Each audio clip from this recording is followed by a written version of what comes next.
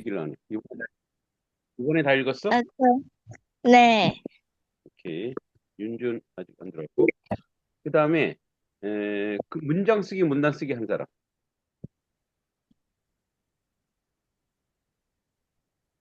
없어요? 문단 쓰기, 문장 쓰기. 없어? 어. 한자. 한자 한 사람. 하진이 혼자 줘요. 한진이 했고 한자 보내시고. 번화도 했어? 네. 보내시고 한 거. 소윤이는 안 했어? 저 다 외웠는데, 응. 아직 안 보낸 상태예요. 그거 보내주고. 보석이 못했지? 한자. 네. 음. 오케이.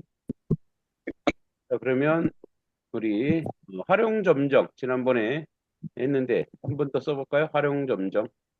자, 네. 이렇게 서자가 있고 이게 원래 글서자예요, 이게. 그리고 이렇게 받전자가 있어요.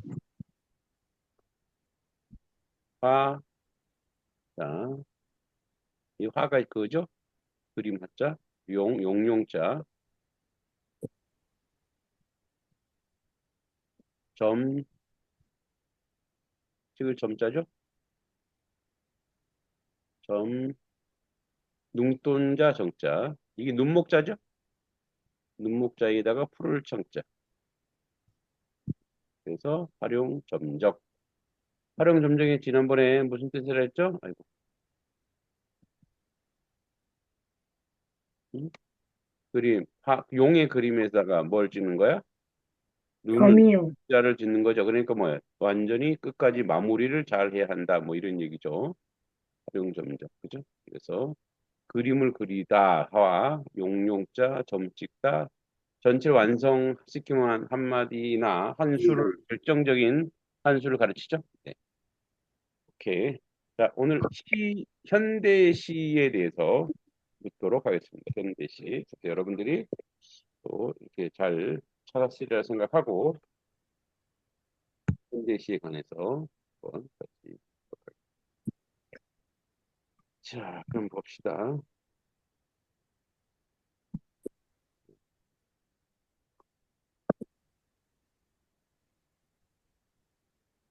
자, 1번.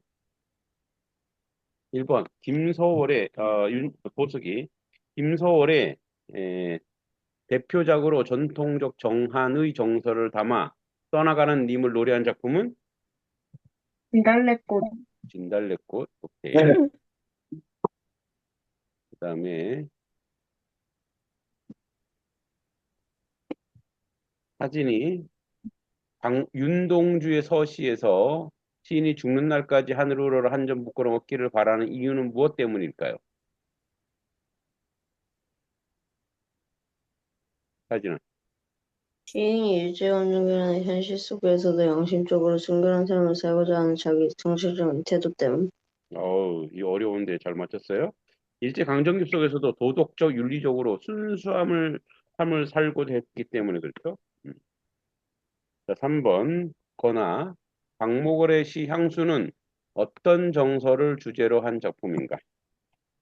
그리움, 애틋함, 상실감. 고향에 대한 그리움이죠. 고향에 대한 향수죠. 왜냐하면 어, 박목월의 시 향수? 음, 박목월도 향수가 있나? 음, 정지용의 향수.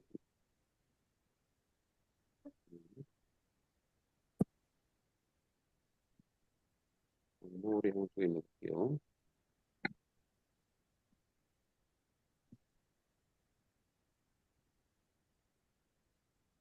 음,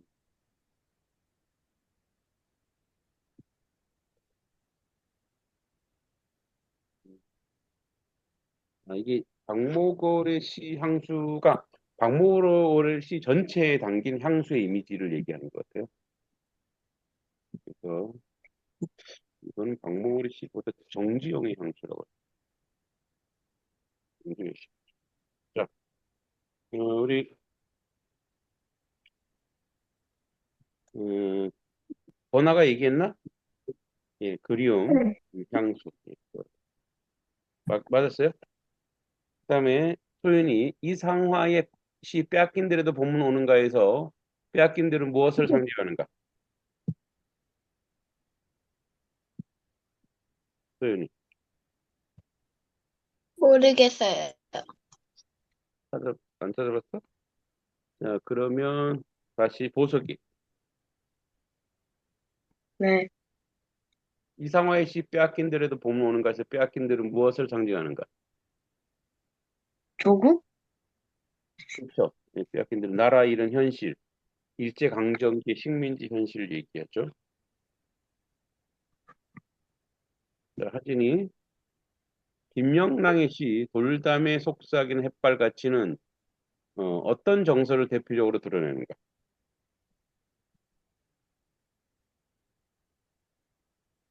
서정적 감수성과 sensu한 아름다움.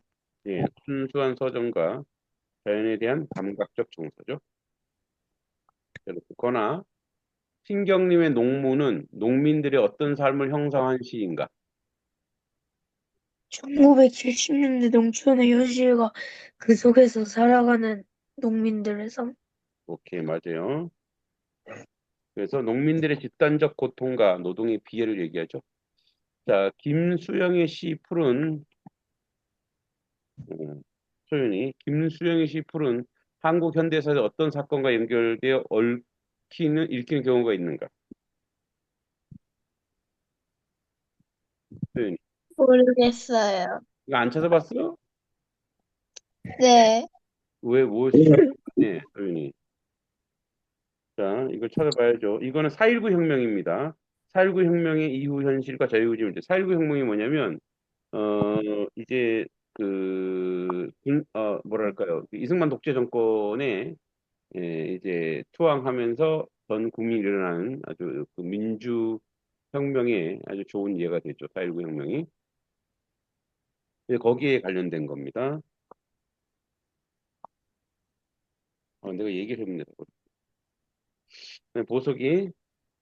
고운의 만인보는 한국 현대시에서 어떤 특징적 기획으로 평가되는가?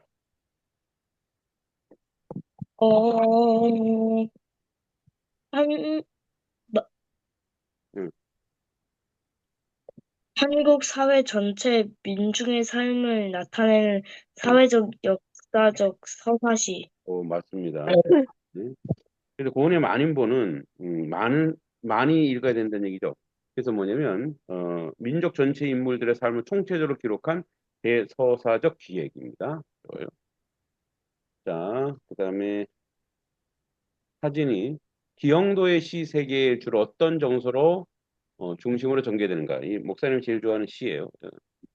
시인 기영도의 시 세계는 주로 어떤 정서를 중심으로 전개되는가? 죽음, 고독, 상실감 같은 비극적 정서의 중심으로 보는데 죽음, 고독, 상실의 정서죠.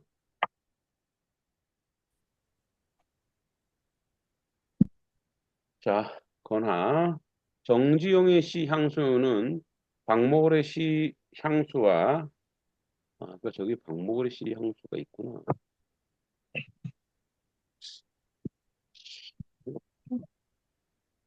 이게 향수가 아니라 사향가인데 사향가.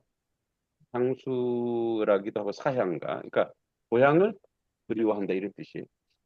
자, 정지용 씨 향수와 박목월의 씨 향수는 향수적 정서를 다루지만 정지용의 향수는 어떤 점에 차이가 있는가? 이렇게 선명하게 표현함. 그 정지용의 향수는 이제 서정적이면서도 모더니즘 언어의 현실을 돋보인데요. 뭐 번화가 하는 것도 맞아요. 소윤이 소설이야. 김동인의 단편 감자의 주인공 복류가 처한 비극적 상황은 원인이 무엇인가? 뭘까? 소윤아. 모르겠어요. 음, 2번에 못 찾아가지고. 보석이 뭘까 이게? 감자요? 감자. 일제감정기의 사회적 경제적 조건과 가족 관계의 억압. 예, 가난과 사회 구조적 억압이죠. 가난과 사회 구조적 억압. 자, 그다음에 염상섭의 장편서 3대는 무엇을 중심으로 갈등을 그린 작품인가? 자, 사진이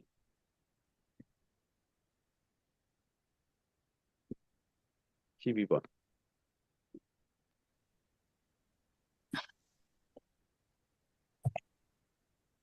갈등과 가족 재산 문제를 중심으로 갈등을 그린 작품. 세대 간의 갈등이죠. 세대 간의 갈등, 구세대, 신세대 간의 갈등을 이야기하죠.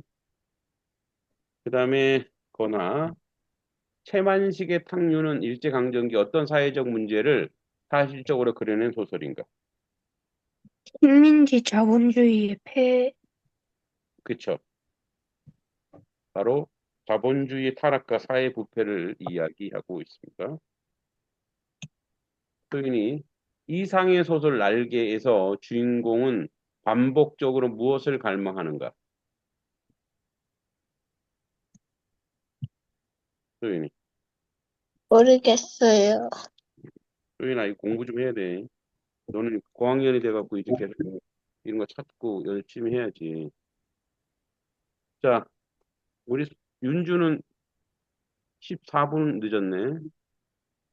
자, 윤준 책을 지난번에 다 읽었고, 이번에 대독했니? 아니요, 음.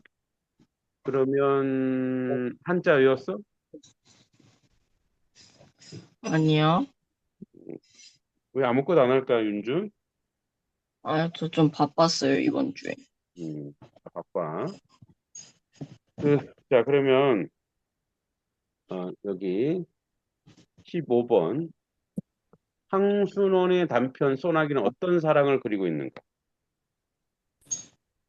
어, 그, 비극적인 사랑. 뭘 비극적인 사랑이야. 아, 여자가 죽으니까 비극적인 거 아니에요? 네 생각대로 얘기하면 안 돼. 자, 뭐, 비극적이라기보다, 비극이라고 하는 것은 어떤 사건이나 이런 것이죠. 요거는 좀 다른, 야, 자, 핵심어가 안 돼. 보석이 15번 뭐야? 15번이요. 음. 소나기는 어떤 사랑의 이야기를 그리고 있는가? 수수하고 첫사랑의 애틋함. 예, 순수하고 안타까운 첫사랑 이야기죠. 자, 그다음에 하진이 한강 소설 채식주의자는 주인공 영혜의 변화를 통해 무엇을 드러내고 있는가? 무엇을 드러내고 있을까요? 개인의 오가 폭력적인 인간 동성, 사회 규범에 대한 저항, 네, 저항? 그러니까 인간 내면의 억압과 폭력이죠. 그리고 육체와 정신의 자유. 그러니까 이제 이 사람은 채식을 먹는데 억지로 육식 먹게 해갖고 폭력을 사실은 이제 그린 거죠. 아주 좋은 작품입니다. 여러분들 지금은 좀 읽기 좀 그런데 나중에 커서 좀 읽어보세요. 거나 박안서 소설 그 많던 싱하는 누가 다 먹었을까에서 어떤 시대적 체험을 바탕으로 쓰인 작품인가? 일제감정기 말기. 해방 전후와 전쟁이죠. 전쟁. 6.25 전쟁 시기. 뭐 일제강점기도 들어가니까. 자, 소연이 이청준의 벌레 이야기는 또는 당신들의 천국은 어떤 주제를 중심으로 하고 있는가? 18번. 소연아. 모르겠어요. 음. 윤준 화면 켜고 18번에 뭐야? 몰라요. 자, 18번 보석이 뭐야? 1번이 벌레 이야기요? 음, 그리고 인간 존재의 삶의 의미, 고독과 음, 소외를 중심으로 음. 인간 내면. 네, 맞습니다. 권력과 이데올로기, 인간의 자유 억압을 이야기합니다. 그다음에 하진이 김훈의 소설 칼의 노래에서 묘사되는 인물은 누구이며 어떤 내적 갈등을 다루는가? 19번에.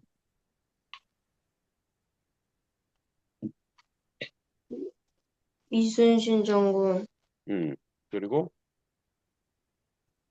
죽음과 삶, 충성과 개인 정권의 사이의 내적 갈등, 이 전쟁 영웅으로서의 무책임무와 인간적 고뇌를 다루고 있죠. 그다음에 공지영의 소설 20번. 우리들의 행복한 시간은 어떤 주제를 형상화하고 있는가? 거나. 사형제도, 음, 용서 구원. 그죠. 죽음과 삶의 의미, 또 사랑과 구원을 상징적으로 보고 있죠.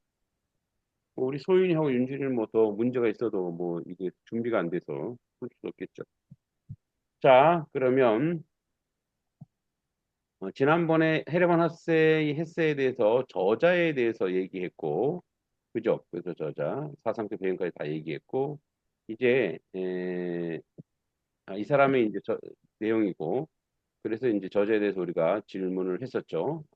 근데 이제 수레바퀴 아래서, 이 수레바퀴 아래서에 대해서 우리 한번 또 보겠습니다. 이 수레바퀴 아래서는 또 영상으로 한번 보고, 우리 또 문장으로 글로도 한번 보도록 하겠습니다. 수레바퀴 아래서.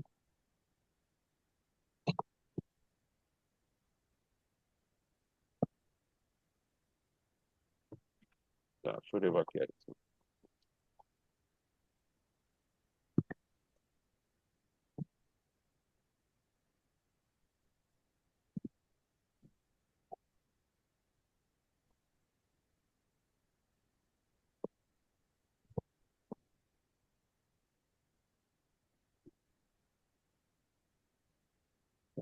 자, 안녕하세요. 문학주조입니다.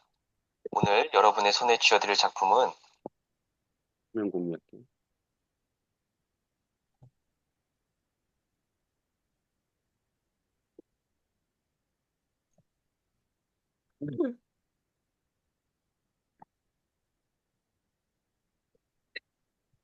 데미안으로 유명한 작가 헤르만 헤세의 수레바퀴 아래서입니다. 헤르만 헤세는 독일에서 태어난 작가인데요. 나중에 스위스 국적을 취득했습니다. 그가 독일을 떠나 스위스로 향한 이유는 제1차 세계대전 때문이었는데요.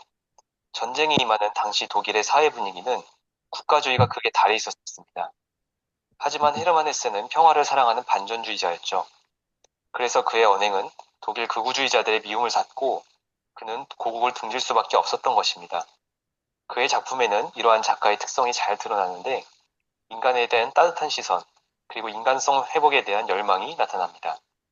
그의 사상과 작품의 작품성 덕에 그는 1946년에 노벨문학상을 수상하기도 했습니다. 수레바퀴 아래서는 헤르만 헤세의 대표작 중 하나인데요. 비록 데미안만큼 유명하진 않지만 헤르만 헤세의 경험을 바탕으로 한 자전적 소설로서 짧지만 그의 사상을 잘 엿볼 수 있는 작품입니다. 많은 분들이 헤르만 헤세를 성장소설의 대표 작가로 알고 계시는데요. 이 작품 역시 한 소년이 성장하는 과정을 그리고 있습니다. 제목이 왜 수레바퀴 아래서인지는 뒤에 이야기해 보도록 하고요. 본격적으로 이 작품을 소개해 보도록 하겠습니다. 먼저 이 작품의 등장인물을 소개하도록 하겠습니다. 이 작품의 주인공은 한스 기벤라트라는 소년입니다. 독일의 시골 마을에 사는 이 소년은 공부를 상당히 잘하는 학생입니다. 그의 아버지는 요제프 기벤라트라는 중개업자입니다. 한스는 후에 기숙신학교에 입학하게 되는데 그곳에서 하일러라는 운명의 친구를 만나게 됩니다. 그 신학교의 교장선생님도 중요한 역할을 하는 인물입니다. 한스는 또 나중에 고향에서 엠마라는 소녀를 만나 가슴 아픈 사랑을 하게 됩니다. 그리고 같은 마을에 아우구스트라는 친구가 있는데요. 이들이 이 작품의 주요 인물들입니다. 이제 이 작품의 주요 줄거리를 소개하겠습니다. 이 소설의 주인공인 한스 기벤라트는 독일의 한 시골 마을에 사는 14, 15 정도 되는 소년입니다. 아버지 요제프는 중개업자로서 비교적 최근에 부를 쌓은 신흥계급으로서 상류층으로부터는 경멸을, 하류층으로부터는 시기와 질투를 받는 계층입니다. 한스는 공부는 꽤 잘하는 학생이었기 때문에 아버지 요제프를 비롯한 마을 사람들 모두 그에게 기대를 가지고 있습니다. 특히 아버지는 신흥계급 특유의 출신에 대한 컴플렉스가 있어서 아들의 성공을 통해 온전히 사람들에게 인정받고 싶어 하죠. 한스는 주에서 실시하는 기숙신학교 입시 시험을 치르는데요. 당시 독일에서 출세하는 지름길은 신학교에 들어가 성직자가 되는 것이었기 때문입니다. 한스는 그 시험에서 전체 2등이라는 우수한 성적으로 마침내 신학교에 입학하게 됩니다. 신학교에 입학한 한스는 성공을 위해 모범적인 생활을 하지만 그곳에서 만난 하일러라는 친구는 좀 달랐습니다. 시의 재능을 가지고 있으며 반항기가 가득한 하일러는 학교에서 정한 여러 가지 금기사항을 어기고 마침내 교사와 동료 학생들로부터 문제아로 낙인 찍히고 맙니다. 처음에 하일러와 친하게 지내던 한스도 문제아로 낙인 찍힌 하일러를 멀리하는데요. 하지만 끝내 그에 대한 우정을 저버릴 수 없어 학교 내에서 여전히 붙어다닙니다. 한스는 하일러의 삐딱한 성격 때문에 때로 상처를 받고 그에게로부터 우울함까지 전염되면서도 구속과 규율보다는 자유로움을 갈망하는 하일러에게 자기도 모르게 빠져들고 만 것입니다. 덕분에 한스의 학교 성적은 초반과 다르게 떨어져만 가고 교장 선생님과 개인 면담까지 하게 됩니다. 교장 선생님은 한스에게 공부에 전념할 것을 권고하지만 한스는 이미 공부에 큰 생각이 없었죠. 한편 하일러는 기숙사에서 탈출하는 등 거듭되는 반항 끝에 결국 퇴학을 당해 낙향하고 마는데요. 한스 역시 성적 부진과 그로 인한 스트레스로 몸과 마음이 많이 쇠약해져 학교를 그만두고 고향으로 되돌아갑니다. 고향으로 되돌아온 한스는 자신이 경멸하던 금속 수련공으로서의 평범한 삶을 살게 되는데요. 그조차도 그의 고향 친구인 아우구스트의 소개 덕분이었습니다. 그러던 와중에 어느 가을날 사과즙을 짜다가 엠마라는 소녀를 만납니다. 치명적인 매력을 가진 엠마에게 한스는 급격히 빠져들고 엠마는 자신의 매력을 이용해 한스에게 적극적으로 접근하는데요. 한스는 그녀를 깊이 사랑하게 되었지만 엠마는 어느 날 갑자기 말도 없이 떠나버립니다. 상처받은 한스는 아우구스트가 수습을 떼고 정식 직원이 되어 주최한 일요일 파티에 참석하는데요. 파티에서 만취한 한스는 강에 빠져 익사한 상태로 발견되고 맙니다. 그럼 이제 이 수레바퀴 아래서에 대한 개인적인 감상평을 공유하려고 합니다. 먼저 이 작품의 제목 수레바퀴 아래서에 대해서 생각해 보겠습니다. 이 표현은 신학교의 교장 선생님이 한스와의 개인 면담 때 사용했던 표현입니다. 교장 선생님은 한스에게 공부에 전념하지 않으면 수레바퀴 아래에 깔려서 죽고 만다고 이야기하죠. 한마디로 수레바퀴란 끊임없이 돌아가며 나아가는 인생, 그리고 사회 시스템이라고 볼 수 있을 것 같습니다.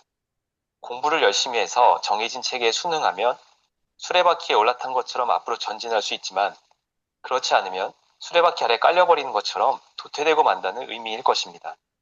한스는 결국 교장 선생님의 말처럼 끝내 수레바퀴 아래서 도태된 채로 죽음을 맞이한 것으로 보입니다. 그렇다면 한스의 신학교 친구였던 하일러는 어떨까요? 하일러의 경우에는 수레바퀴에서 스스로 뛰어내렸다고 볼 수 있습니다. 그럼으로써 그는 사회가 만든 수레바퀴에서 자기 스스로 만든 수레바퀴로 갈아탄 것입니다. 신학교에서 퇴학당한 후에 하일러는 어떻게 살았는지 알 수 없으나 아마도 자기가 만든 수레바퀴 위에서 세상을 내려다보며 행복하게 살았을 것 같습니다. 반면에 한스는 자기 스스로 수레바퀴에서 뛰어내린 것이 아니라 타이에 의해 끌어내려진 것으로 봐야 할 텐데요. 한스에게는 하일러와 같은 자기 주도적인 모습이 보이지 않고 친구인 하일러를 따라 반항하는 추종자의 모습만 보이기 때문입니다. 수레바퀴 아래로 떨어진 한스와 자기 자신의 수레바퀴로 갈아탄 하일러, 두 사람의 대비가 돋보인다고 하겠습니다. 다음으로 생각해보고 싶은 점은 한스의 과거지향적 성격입니다. 작품 속에서 한스는 종종 꿈을 꾸는데 그 꿈은 주로 그가 어릴 때 겪었던 일들을 위주로 구성됩니다. 이 꿈은 한스의 과거지향적 성격을 상징하는데요. 그는 10대 중후반으로서 이제 더 이상 어린이일 수 없음에도 불구하고 돌아갈 수 없는 그 시절을 그리워하며 괴로워합니다. 몸은 커가지만 정신은 몸이 커가는 속도를 따라가지 못하는 한스는 결국 지적인 영역에서는 하일러에게 종속되고 애정의 영역에서는 엠마에게 농락당하고 마는 불행한 결과를 맞이하게 되는 것입니다. 겉모양은 청소년이었지만 정신은 어린아이나 마찬가지였던 것이죠. 몸과 정신의 성장 속도가 맞지 않아 방황하는 것은 거의 모든 사람들이 사춘기를 통해 겪는 성장통과 같은 것인데요. 대부분의 사람들이 그런 성장통을 이겨내고 성인이 될 수 있었던 이유 중 하나는 어린아이 시절을 그리워하지 않고 도리어 빨리 성인이 되고 싶어하는 갈망이 있기 때문일 것입니다. 하지만 한스는 그 성장통을 이겨내지 못하고 어른에 가까워가는 하일러와 엠마에게 큰 상처를 입고 맙니다. 결국 그의 과거지향적 성격이 그에게는 도구로 작용한 것이라고 생각할 수 있습니다. 마지막으로 이 작품에서 드러나는 젊은이들의 아픔을 생각해 보고자 합니다. 제가 이 작품을 개인적으로 높이 평가하고 꼭 여러분들에게 소개하고 싶었던 이유가 있는데요. 흔히 성장소설은 여러 가지 아픔을 겪은 주인공이 마침내 그 아픔을 이겨내고 성장해내는 과정을 그립니다. 하지만 수레바퀴 아래서는 그렇지 않죠. 주인공인 한스는 그가 겪은 아픔을 끝내 이겨내지 못하고 사고사인지 자살인지 모를 비참한 죽음이라는 결말을 맞는 것을 보여줍니다. 누구에게는 성장의 자양분이 되는 아픔이 누군가에게는 재기불능으로 만드는 씻을 수 없는 상처가 되기도 할 것입니다. 청춘은 아픈 것이 당연하고 아파야 성장한다는 이야기를 쉽게 해서는 안 되는 이유가 여기에 있습니다. 애초에 한스가 아픔을 겪지 않도록 해주었다면 도리어 그는 행복하게 살 수도 있었을 것입니다. 아픈 것이 당연하고 도움이 된다고 쉽게 얘기하는 냉정한 태도가 그들에게 무슨 도움이 될 수 있을지 생각해 보는 것이 필요할 것 같습니다. 네, 여기까지 수레바퀴 아래서 줍줍이었는데요. 짧지만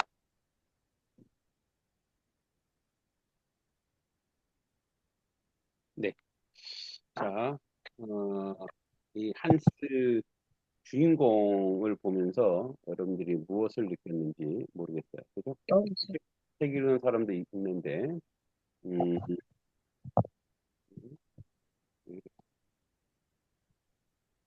자, 오늘 나오는 이 주인공의 삶을 보면서 여러분들은 갑자기 이제 죽게 되잖아, 그죠? 이 수레바퀴라고 하는 거대한 네. 이 안에서 이제 야 윤주는 자꾸 왜 화면을 왜 끄냐? 어,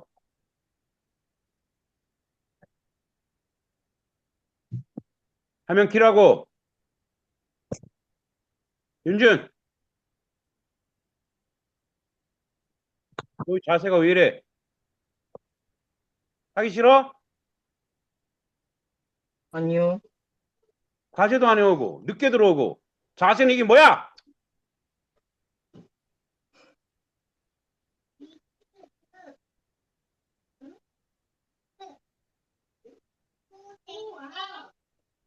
공부는 자세야.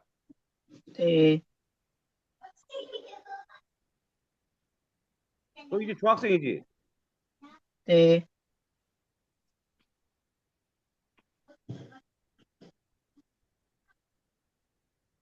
선생님, 뭐 목사님은 무례한 거 제일 싫어요. 예의 없는 거. 내가 네. 특별 목표했으면 죄송합니다. 일정에서 못했습니다. 그렇게 하고 해야지. 네. 어, 지금 이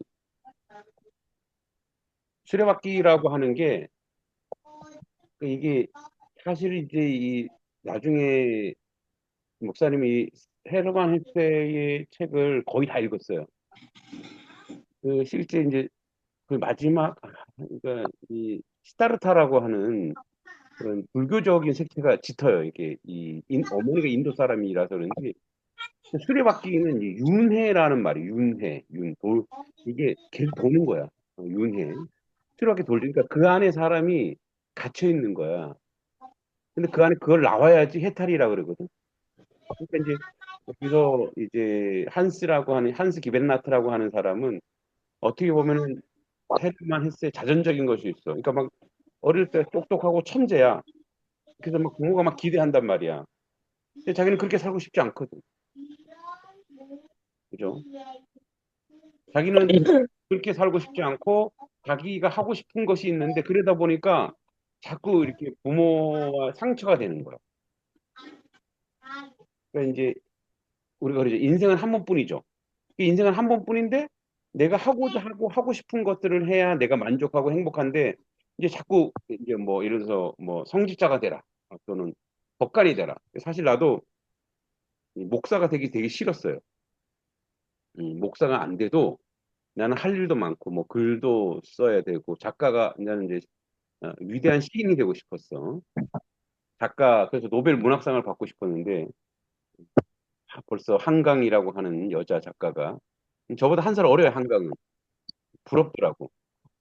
저런 글을 쓸 수 있구나. 그래서 뭐 지금도 목사님 뭐 글을 계속 쓰고 있긴 하지만 전문 작가가 되고 싶고 이런 게 있었거든. 근데 이제 주변에서 뭐 우리 할머니도 그렇고 뭐 이렇게 주변에서 목사해서 정말 목사 되기 싫었거든. 근데 이제 나 같은 경우는 그게 회복이 된 경우야. 이 한스는 그게 회복이 안 되는 거야. 그러니까 나 같은 경우는 목사라고 하는 것도 어쩌면 내가 하면서 뭐 이렇게 만족할 수 있겠구나. 왜냐면 목사라고 하는 직책이 에, 에, 자기를 위해 사는 것이 아니잖아. 남을 위해 살고 이런 것들, 그게 가장 가치 있는 일이구나라고 하는 것을 저는 이제 군대에서 깨달아서 그래서 이제 뭐 목회자가 되긴 했는데 한슬은 이제 그런 갈등과 그런 아픔들이 굉장히 많았죠. 그래서 아버지의 기대 이런 것 때문에 이제 고통스러운데 그 줄거리는 이제 다음 주에 텍스트는 읽어보고 우리 그 저기 에, 문제와 답 봅시다. 소설 수레바퀴 주인공 한스 기벤라트 이거 그대로 시험에 나옵니다. 우리 이따가 다음 주에 한스가 사는 지역의 독일은 어느 지방으로 모셔야 되는 거야? 슈퍼반 지방. 한스는 어릴 때 어떤 가족이었습니까? 어머니. 마을 사람들은 한스에게 기대한 것이 무엇이죠? 주 시험 합격과 신학교 진학. 한스가 시험 준비를 잃어버린 것은 낚시와 들판에 뛰노니까 시험 공부 때문에 다른 자기가 행복한 일을 못하는 거예요. 한스가 합격한 시험은 주 시험. 그러니까 주 시험 우리로 치면 뭐 경기도 시험에서 뭐 이제 아주 우수한 성적이 된 거예요. 신학교 생활 어떤 곳을 모델로 삼았나? 마을 부른 수도원 신학교. 신학교 생활 어떤 분위기 묘사되는 군대 같은 규율 엄격한 일감. 그러니까 이 신학교가 그러니까 이런 신학교가 아니고 이제 수도원이야, 수도원. 뭐 진짜 수도원 같은 데 가보면 뭐 치약을 뭐 면밀히 짜야 되고 뭐 하여튼 새벽에 일어나야 되고 목사님도 새벽 기도 때문에 새벽에 일어나야 돼. 4시에. 이게 똑같죠. 한스는 신학교만의 특별한 친구는 헤르만 하일러. 하일러는 취향의 성격, 시와 음악을 사랑하고 반항적이죠. 이 사람, 얘도 이제 신학교에 억지로 끌려온 거야. 그리고, 하일러스가 한스에게 준 영향은 자유와 사색의 기쁨. 교사들은 한스 하일러에게 내린 명령은 가까이 지내지 말라. 그러니까 뭐 이렇게 자유를 통제하는 거죠. 하일러는 결국 어떻게 됐나요? 추방됐어요. 하일러를 떠난 후 한스의 상태는 외로움이죠. 한스가 겪은 신체적 증상은 두통, 불면, 극심한 피로. 왜냐면 너무 힘들기 때문에. 결국 한스는 학교에서 어떻게 되었나요? 신경쇠약 사건으로 고향에 돌아가. 고향에 돌아온 한스에게 주변 어린이는 한 말은 잠시면 회복될 것이야. 또 요구하는 거야. 야, 너 조금만 쉬고 또 다시 해야 돼. 그죠? 아버지가 내린 새로운 결정은 가만두지 않죠. 학문 대신 기술 배기하고 한스가 시작한 일은 공업소 견습. 견습 생활의 분위기는 새와 기름 냄새 거친 농담. 한스가 잠시 잃어버렸던 것은 한 소녀와의 짧은 교감. 그 소녀 관계 어떻게 되었나요? 오해와 간섭을 끊어지고 이 경험이 남긴 감정은 행복할 수 있던 가능성에는 쓸쓸함. 한스는 점점 어디로 기울이지 술자리, 그죠? 한스는 스스로 과거에 어떻게 의심했나요? 자신이 뛰어난 학생이었는지조차 의심했다라는 거예요. 아버지 태도에 한스는 어떤 영향을 줬나요? 더 마음을 얼어붙게 했어요. 그죠? 나머지는 여러분들이 쭉 보시면 됩니다.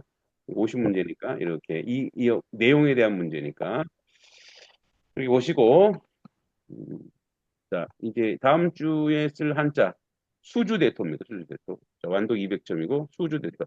자 수주대토가 무슨 뜻이냐? 지킬 숫자야. 그루터기 주. 기다릴 때. 토끼토. 원래 슈주 대토로 읽는데요. 이게 뭐냐면, 우연히 얻은 작은 이익에 기대어 계속 같은 방법으로 이익을 얻으려고 게으르고 어른스러워. 여기 쉬우니까 그 쉬운 방법으로 자꾸 가려고 하는 거야. 뭐, 중국에 춘추시대 송날에 어떤 농부가 있었는데, 에, 어느 날 밤 밭에서 일하는 중 한 토끼가 달리다가 구루터기 머리에 붙여 죽었어.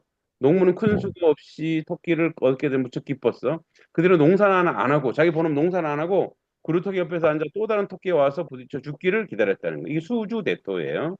수주대토 한번 써보겠습니다. 시간이 없네. 수주대토. 자, 지킬 숫자죠? 그리고 지켜보는 거야. 이렇게 수, 음, 수주. 자, 나무 숫자죠.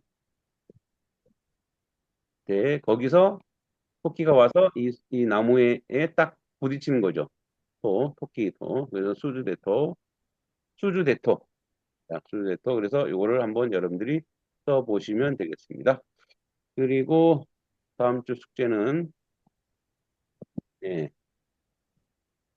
자, 한자 암기하는 거 하고요. 또 위에 책 다 읽었죠? 못 읽은 사람 없나? 또 제독, 삼독하면 점수를 더 주니까 여러분들이 하길 바라고 우리 오늘 내가 잠깐 그 화를 냈는데 준이한테 미안하고 어, 다음 주에는 준이도 그렇고 뭐 힘들지만 이제 중학생 되고 학원도 다니고 힘들긴 하지만 소윤이도 그렇고, 미리 문제 내는 거, 인터넷만 찾으면 나오니까 잘 찾아볼 수 있어. 자, 다음 주는 추석이라 못하고요. 다다음 주에 보도록 하겠습니다. 안녕. 안녕히 계세요. 음.